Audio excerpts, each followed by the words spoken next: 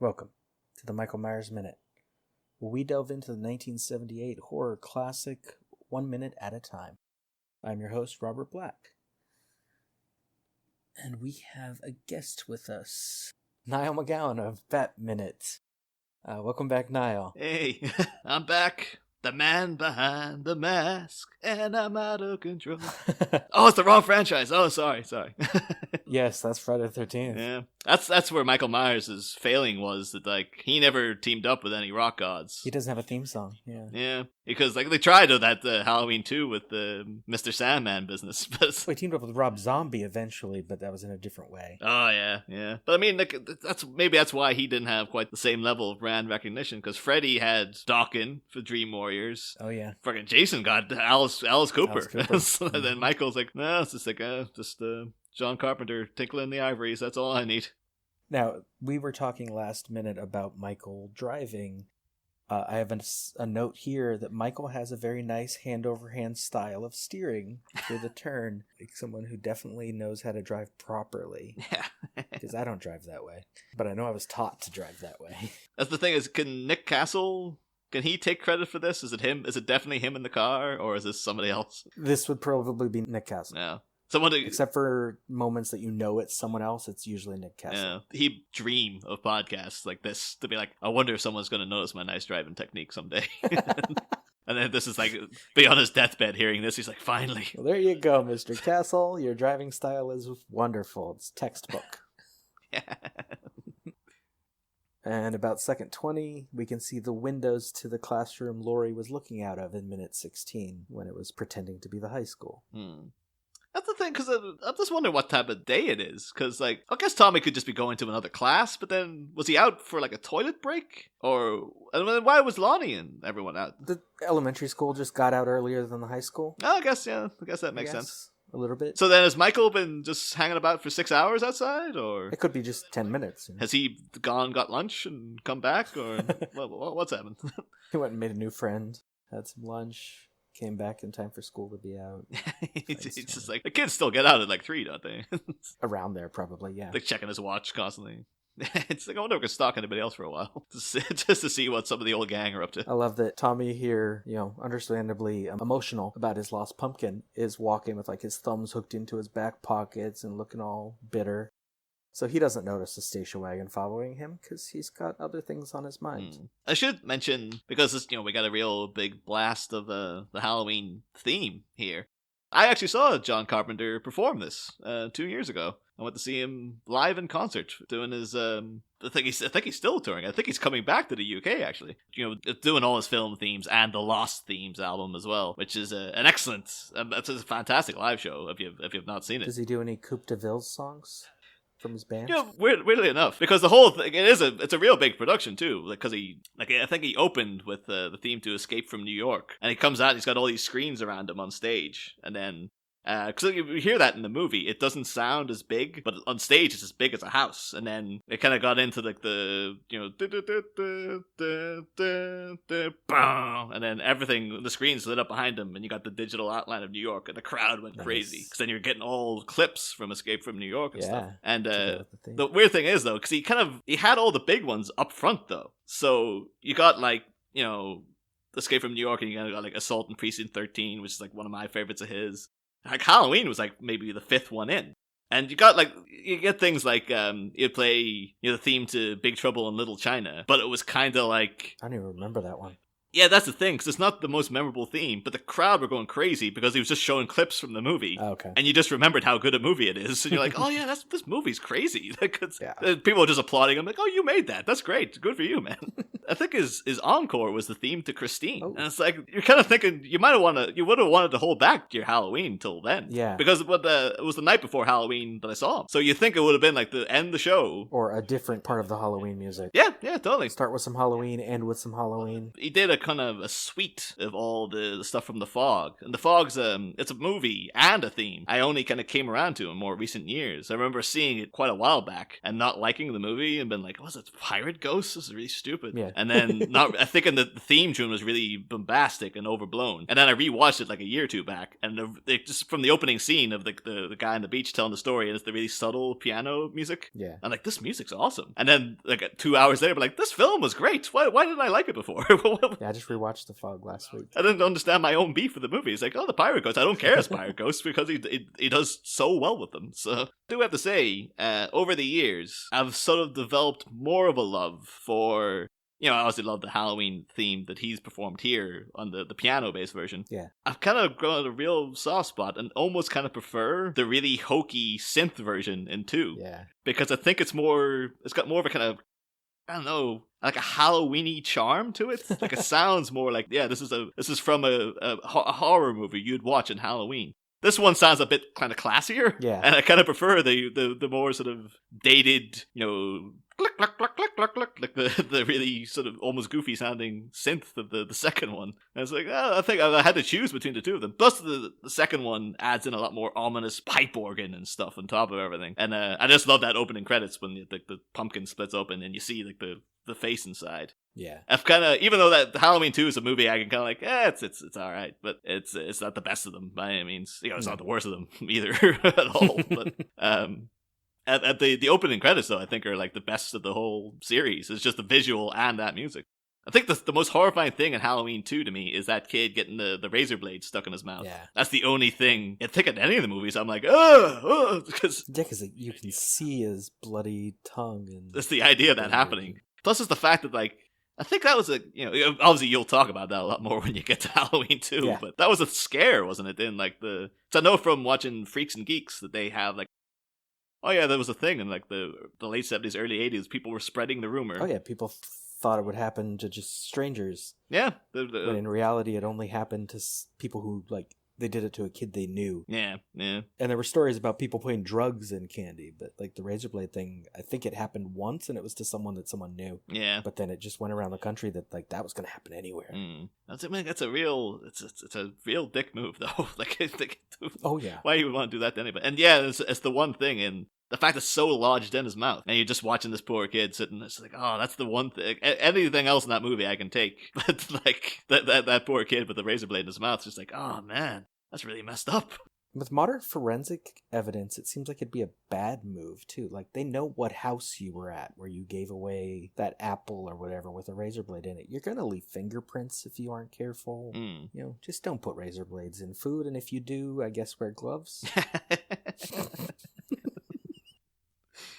Oh.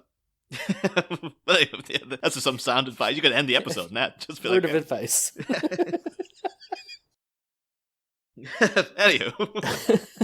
So, second 30, Michael drives away for some reason. We have to interpret, of course. He realized, the high school's getting out. I gotta go deal with that. Yeah.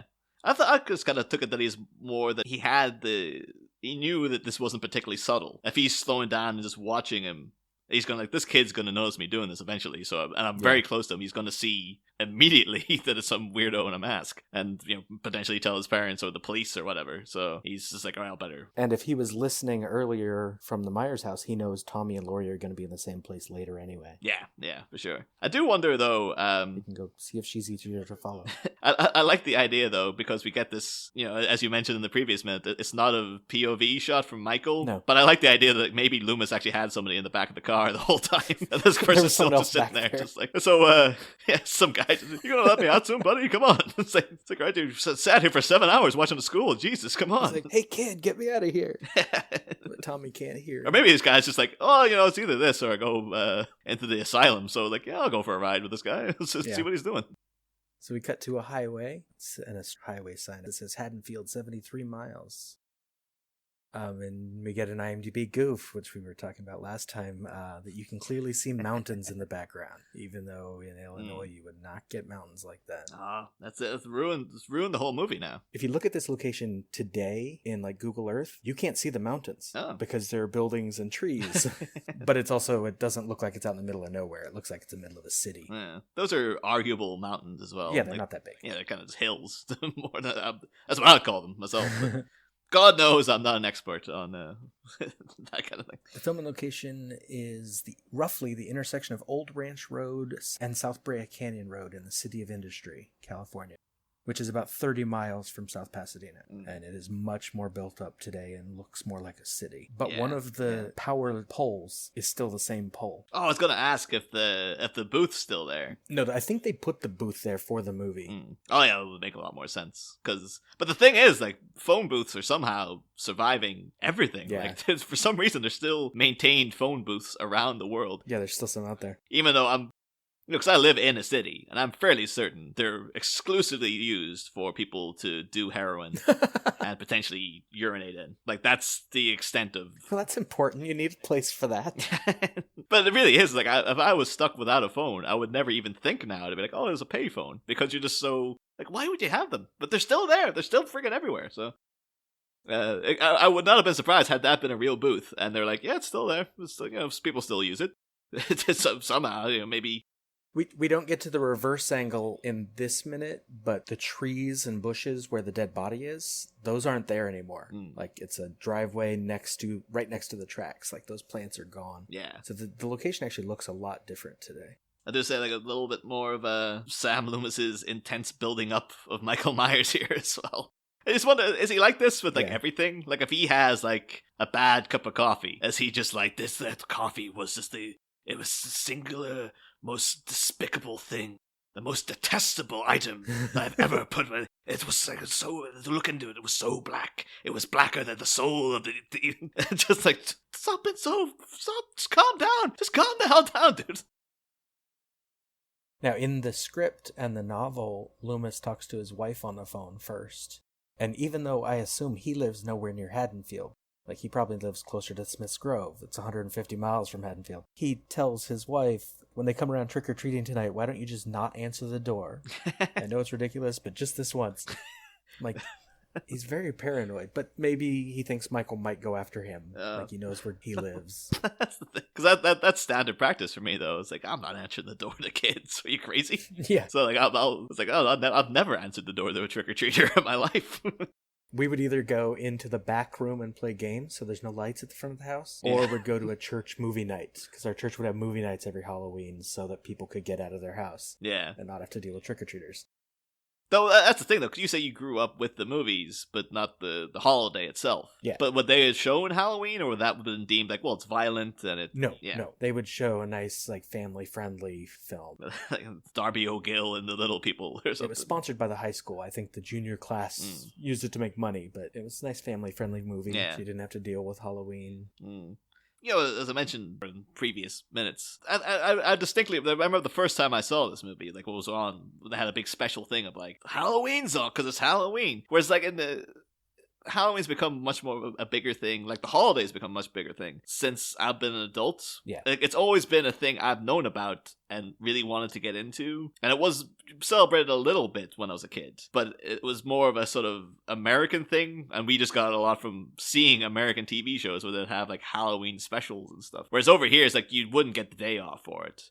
You definitely wouldn't get the day after off for it. It was very much like maybe some kids would dress up, and maybe you'd get a couple of movies on, and that was the extent of it. But now it's like the stores are taking over mid-September with Halloween stuff. You're getting pumpkins thrown at you friggin' left and right. It's like there's just no stopping the thing. Like, I think it's only in recent years, though. I think the first time I made a jack-o'-lantern, I was like 23 or something, because it was the first time I had access to the pumpkin to do it.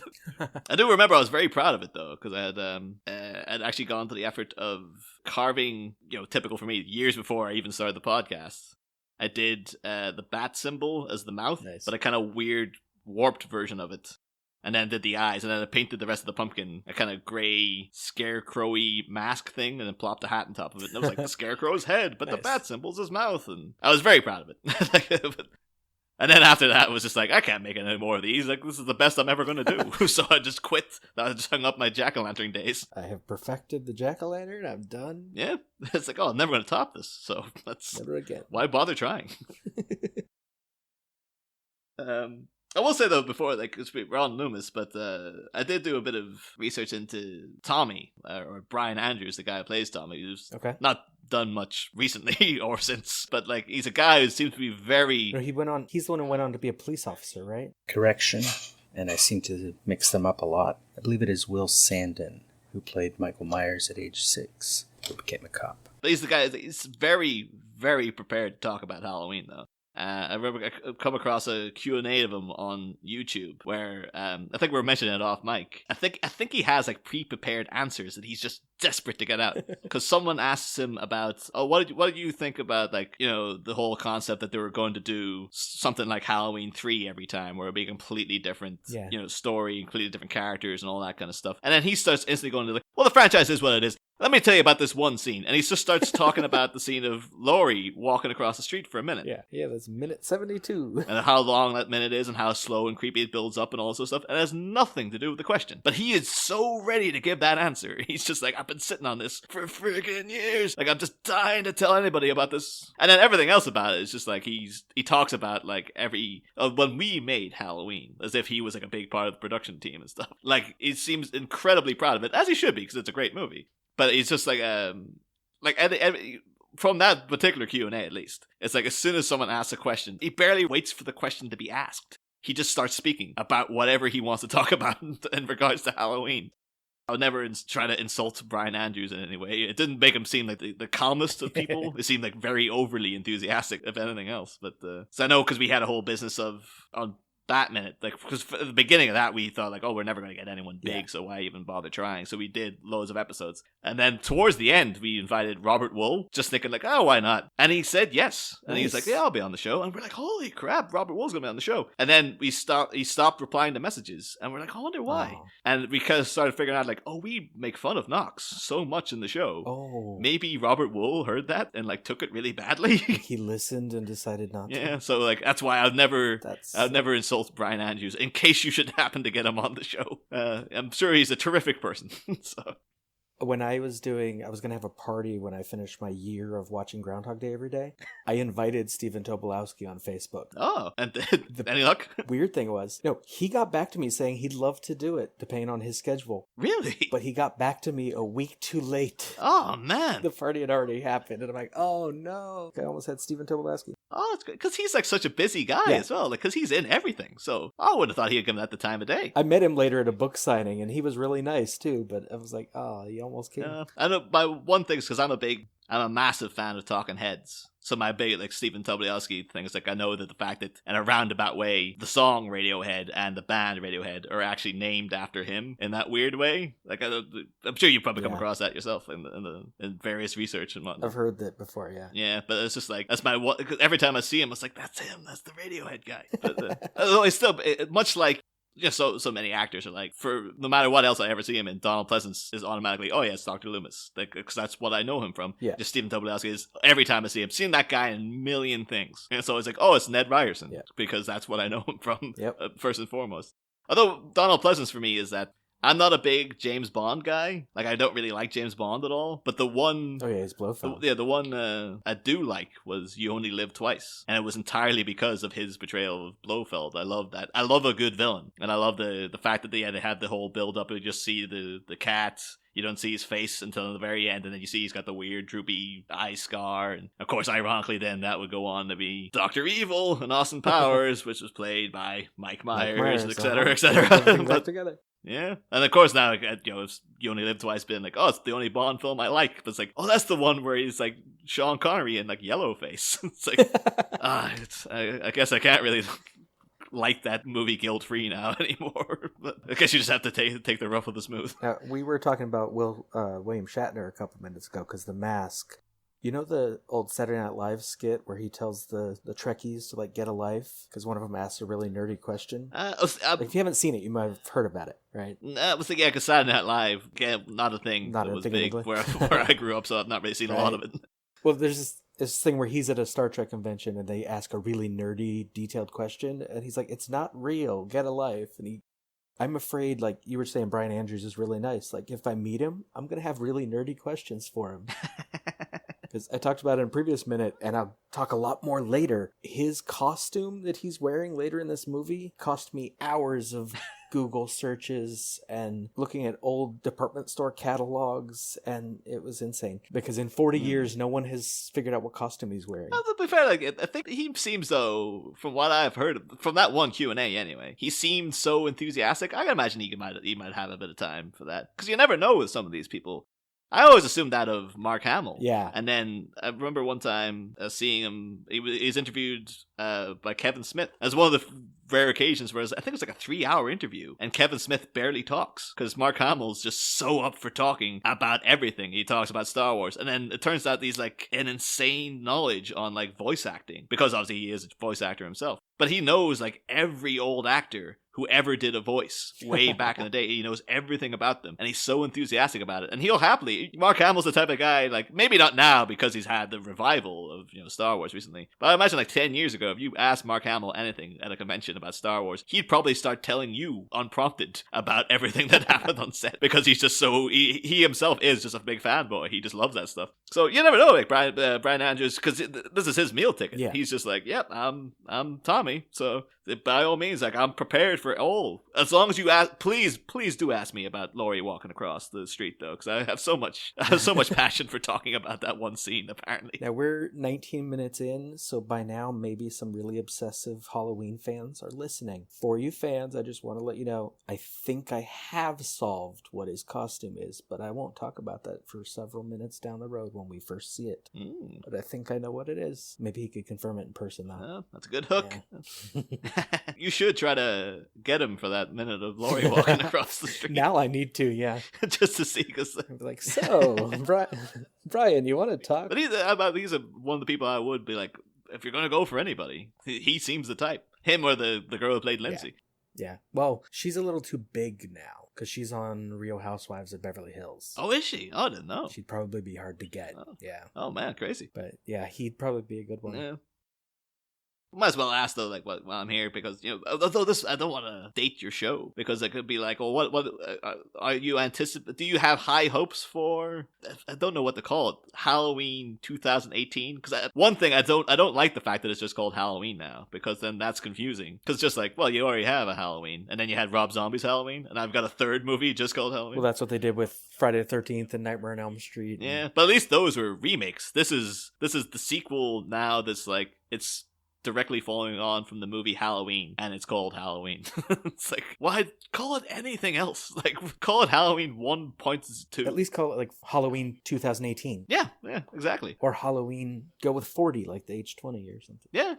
It's H40. I think the trailer makes it look good. Yeah, I've had mixed feelings on the trailer myself. Because I'm weird. I like trying to tie all the movies together, even like the H20 to the earlier ones that they ignored. So this one's problematic for me, but it does look like it might be good. Because like there's a comic that connects 6 to H20 into the same timeline, and I like that comic because it does that. I mean, if this one doesn't work, though, you can just wait for Halloween H60 when they just reboot it and get Jamie Lee Curtis back in to play Laurie Strode in 20 years' time.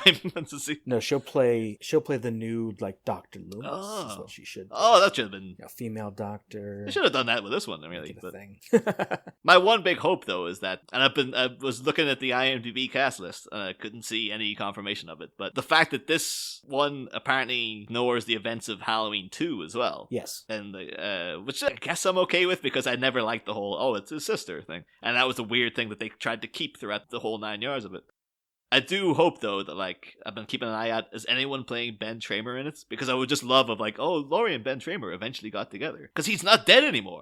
Yeah, that he's managed to survive or something. And there's just like, or you find out then that, like, he still died. So no matter what way you try to change time. He still died that night. It's like that Star Trek where it's like, no, Ben Tramer was always destined to die, no matter whatever way you do it. Oh, City on the Edge of Forever?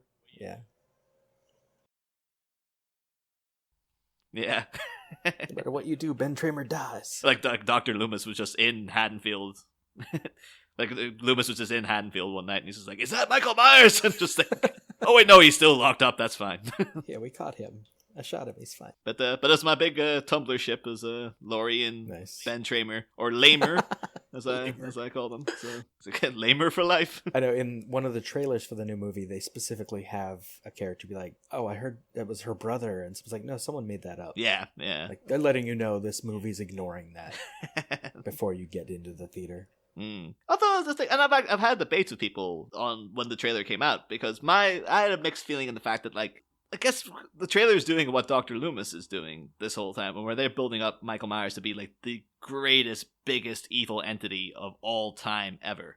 Yeah. And yet, if you take out all the other sequels, all Michael Myers has ever done is he killed his sister, and then he killed like 3 other people one night. But people are treating him like he's Satan incarnate, and they're doing the whole thing of like standing away from him to show him the mask. Right. You at least need Halloween 2 to make it seem like he was that bad, because then he killed like a dozen people. Yeah. But no, he killed 4 if they even connected the mechanic to him. But then like, you get mixed signals as well, because they're treating him, because of the whole business, they're holding out the mask, and then at least in the editing, it could be completely different in the finalized film, where you see like everyone in the asylum's kind of acting up because of as if something's in the air. And it seems like, oh, there is something supernatural about Michael Myers, which is fair enough. That's a thing that's established in this movie. He gets a friggin' needle in the neck, doesn't bleed out. He gets shot 6 times. He shot him in the heart, and he's still going after that. Yeah. So it's like, oh, there is something supernatural about him. But then Danny McBride has been in interviews saying like, oh yeah, we're treating him more like a realistic thing, like he's just a guy in a mask. That's what it's always supposed to have been. And it's like, that's never. John Carpenter's always said that he's supposed to be like literally like a supernatural evil and stuff. Right. So it just seems it's a real weird cross purposes, that trailer, to me.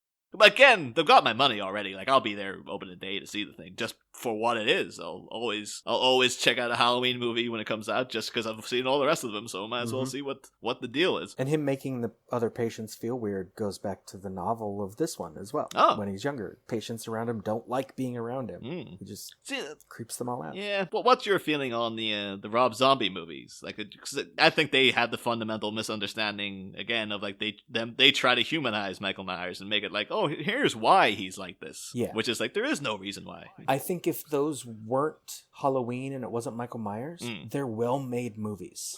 They're good horror films about a little kid who grows up to kill people. Yeah. But when you put them into that context of this is a remake of Halloween, I think it misses the mark because it turns it into something it isn't. Yeah. See, like, I fundamentally kind of disagree with the concept behind them, and the fact that, once they're trying to give you this rationale for a thing that they spent, like, an entire freaking character spends the whole movie running around talking about the fact that there is no rationale behind this character. He's just evil. But I do love Malcolm McDowell in it. I think he's just terrific as Loomis. Yeah, he was good as Loomis. He was a good replacement. And their version of Michael as well is brutal and large and scary, which is interesting, but not necessarily Michael. I do wonder, though, like, at some point, when you have this guy who's like a violent kid who, freaking slaughtered people and stuff, and then once he's working out to the extent in the asylum... Yeah, keep him away from the weights. Of, like, he's this man mountain.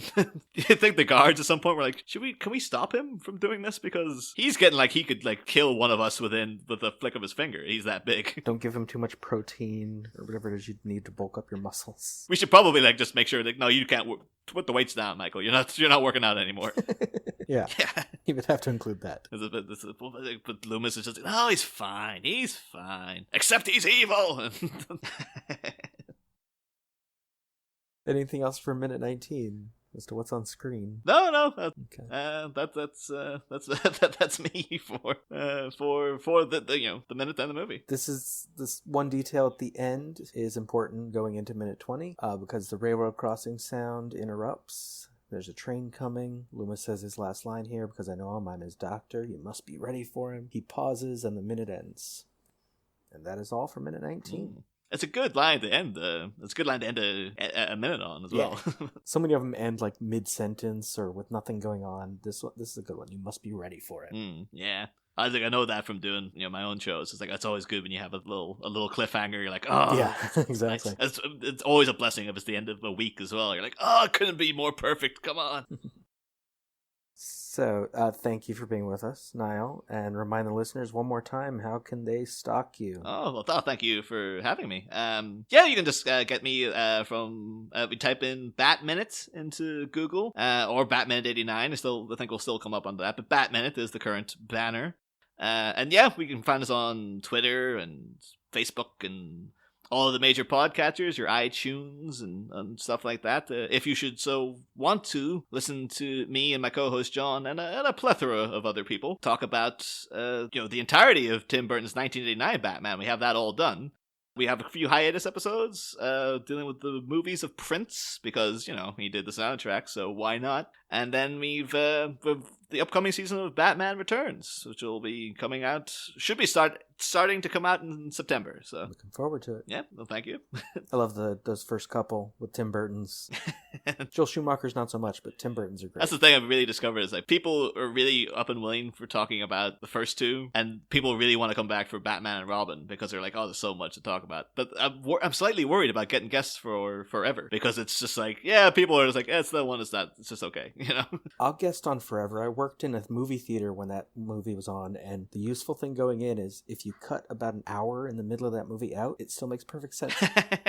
Because I would often see the beginning of it and the end of it when I wasn't cleaning theaters. And it was fine. I forgot what was in the middle of the movie for a long time. I'll make sure to get you back for put me right in the middle when he was a moment exactly in the middle. Yeah, it'd be fun. But yeah, you're more than welcome to come on anytime. Anyway, the Michael Myers Minute is, well, you can stalk us on Twitter and Facebook at Myers Minute. Join our Facebook listeners group, 45 Lambkin Lane. Don't forget to subscribe. Leave us a nice review if you like what you hear. Until next time. See you